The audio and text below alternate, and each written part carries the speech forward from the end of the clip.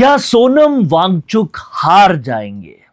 सवाल बहुत बड़ा है। नमस्कार दोस्तों, जरा कल्पना कीजिए, एक महिला जिसने एक दो दिन नहीं, एक महीने दो महीने नहीं, पूरे 16 साल तक अन्न का एक दाना नहीं खाया, नाक में पाइप डालकर उसे जिंदा रखा, जेल जैसी निगरानी में रखा, सिर्फ एक ही मांग थी, अफवाह हटाओ। लेकिन जब वही महिला 16 साल के बाद चुनाव लड़ने गई तो उसे कितने वोट मिले? सिर्फ 90 वोट। जी हां, इतने वोट तो कई बार बिना बुलाए शादी में जो लोग आ जाते हैं उतने लोग होते हैं।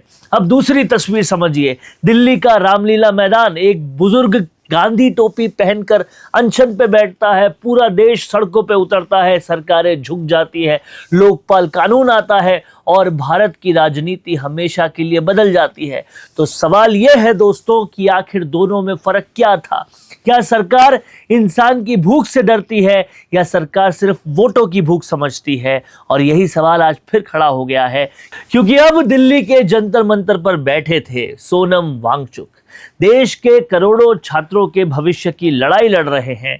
लेकिन क्या उनका अनशन इतिहास बदलेगा या इतिहास के पन्नों में दब कर रह जाएगा? आज हम सिर्फ सोनम वांगचुक की बात नहीं करेंगे, हम भारत में अनशन की पूरी राजनीति का पोस्टमार्टम करेंगे, समझेंगे कि आखिर सरकार कब झुकती है, क्यों झुकती है और किसके सामने बिल्कुल नहीं झुकती है।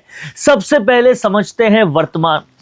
इस समय दिल्ली के जंतर मंतर को लगातार सुर्खियों में रखा जा रहा है। एक तरफ लाखों छात्र, दूसरी तरफ नीट की परीक्षा को लेकर उठे सवाल, पेपर लीक, अनियमितताओं के आरोप और जवाबदेही की मांग।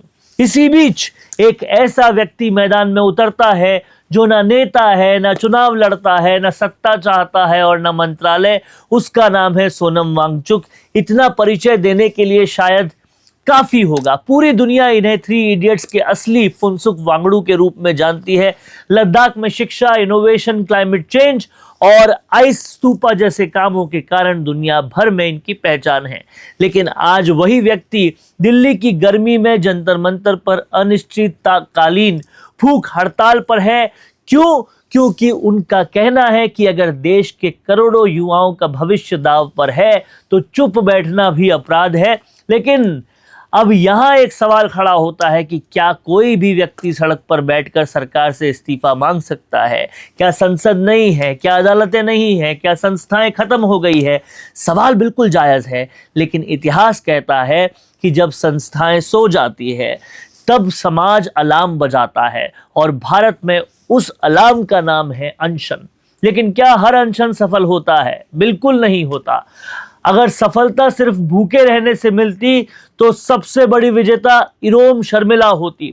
अगर त्याग ही सब कुछ होता है तो जीडी अग्रवाल कभी नहीं हारते। अगर तपस्या ही सरकार बदल देती तो हर भूखा इंसान इतिहास लिख देता। लेकिन ऐसा नहीं होता। आखिर क्यों? यहीं से शुरू होती है असली कहानी। भारत में अनशन को सबसे बड़ी ताकत महात्मा गांधी ने दी। उन्होंने उपवास को किसी को हराने का हथियार नहीं बल्कि उनकी अंतरात्मा को जगाने का माध्यम बनाया। गांधी कहते थे, मैं सामने वाले को चोट नहीं पहुंचाऊंगा, मैं खुद कष्ट सहूंगा ताकि उसे अपनी गलती का एहसास हो। लेकिन 1947 के बाद सब बदल गया। अब सामने अंग्रेज नहीं थे, सामने अपनी चुनी हुई सरकारें थी, और यहीं से नैतिकता और राजनीति का टकराव शुरू हुआ। अब मैं आपको 5 ऐसे नियम बताने जा रहा हूं जो तय करेंगे कि कोई आंदोलन इतिहास बनाएगा या इतिहास बन जाएगा। पहला मुद्दा कितना बड़ा है? क्या यह सिर्फ एक राज्य का मुद्दा है या पूरे देश का? दूसरा, जनता सड़क पर है या सिर्फ सोशल मीडिया पर? हैशटैग, रील और पोस्ट आंदोलन नहीं होते। आंदोलन तब होता है जब लोग धूप में घर छोड़ के निकलते हैं। तीसरा, सरकार को राजनीतिक नुकसान कितना है? याद रखिए, सरकारें मांगे नहीं तोलती, सरकारें नुकसान तोलती है। चौथा, मीडिया का नरेटिव किसके साथ है? क्या मुद्दा राष्ट्रीय बहस बना है या 2 दिन बाद गायब हो जाएगा? और पांचवा और सबसे बड़ा नियम, क्या ये गुस्सा वोटों में बदलेगा? अगर हाँ तो सरकारें रातों रात फैसले बदल देगी, अगर जवाब है नहीं तो कई बार इतिहास भी हार जाता है। अब चलते हैं 1952 में। पीटी श्रीरामुलु ने 58 दिन का अनशन किया, सरकार नहीं झुकी, लेकिन जैसे ही उनकी मृत्यु हुई पूरा प्रदेश सड़कों पर उतर आया, सरकारी संपत्तियां जली, जन आक्रोश फूटा और 3 दिन बाद नेहरू सरकार झुक गई। सरकार श्रीरामलू की भूख से नहीं डरी थी, सरकार जनता के गुस्से से डरी थी।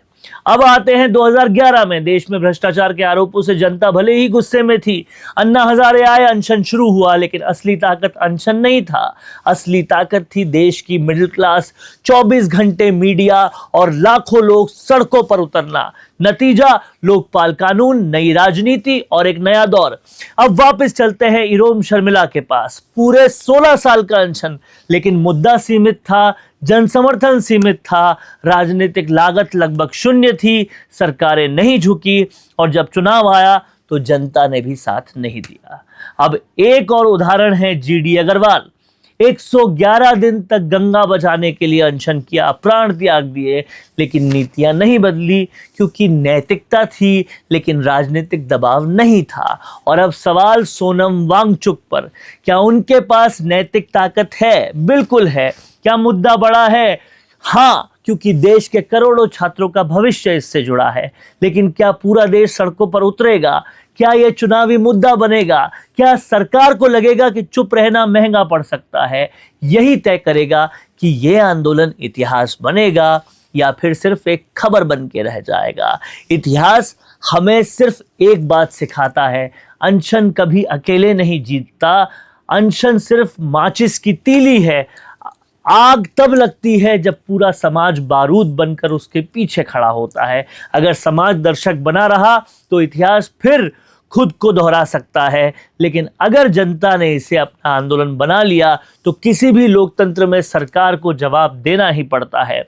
अब फैसला न सोनम वांगचुक के हाथ में है और न सरकार के हाथ में, फैसला हमारे और आपके हाथ में है। हम इसे एक और वायरल खबर समझेंगे या देश की शिक्षा व्यवस्था पर उठे सवाल का सबसे बड़ा सवाल के रूप में देखेंगे? तो आपकी क्या राय है? क्या परीक्षा प्रणाली में जवाबदेही तय होनी चाहिए? क्या पेपर लीक पर सबसे सख्त कानून बनना चाहिए? और क्या आज के दौर में भी अनशन लोकतंत्र का सबसे प्रभावी हथियार है या अब सरकार सिर्फ चुनावी गणित समझती है? क्या राय है आपकी? कमेंट बॉक्स में जरूर लिखिएगा।